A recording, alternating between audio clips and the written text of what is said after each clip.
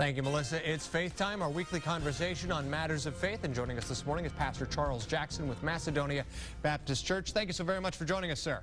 Good morning. Thank you so much for having me. Now, we are 2 weeks away from Palm Sunday. I wanted to talk about that this morning. For the people that don't know, what is Palm Sunday? Palm Sunday is the Sunday before Good Friday, which is the Passover, which the Israelites were freed from Egypt by God freeing them. And we look at that and remember what God has done, not only for the Israelites, but for us as well on Palm Sunday. In the story of Palm Sunday, Jesus is welcomed into town very lovingly, with open arms. Why do people welcome him in such a way?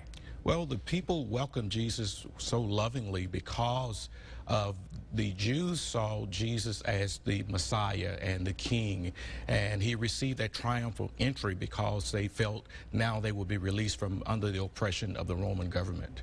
Now, when we talk about Jesus coming to town on Palm Sunday, there's a lot of symbolism involved. Riding on a donkey with the people waving palms, people putting their coats out in front of him. Talk to us a little bit about what the symbolism is there.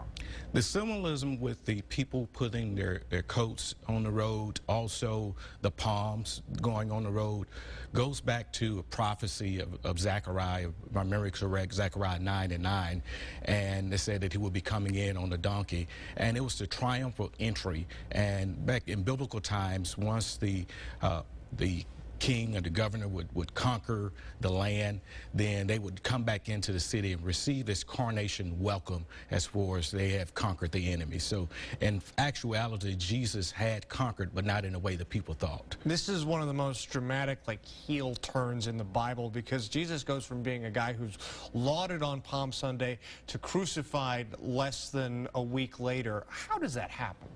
Well, when you look at it, Chad, that the people saw Jesus as being the Messiah King, and then coming Friday, the religious leaders of Israel became envious of Jesus. And with that envy, they felt now that the power of being able to persuade the people was now leaving their hands and going to Jesus' hand. So when he entered Jerusalem, it was now time for them to persuade the people to now turn against Jesus, where on Sunday they were seeing him as a hero, as a savior. And then come Friday, now you see the change of them persuading him, the people in the city, to turn from him. And speaking of Good Friday, arguably Good Friday services are some of the most somber observances in Christianity. If you attend a Good Friday service, what is the message on Good Friday, and how is it a hopeful message? Well, Good Friday is a somber day when you look at it, but when you think about, yes, Jesus took on the sins of not just the Jewish people, but all of humanity.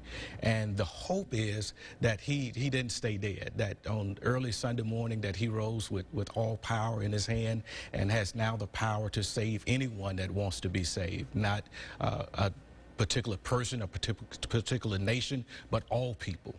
What should people learn from Palm Sunday?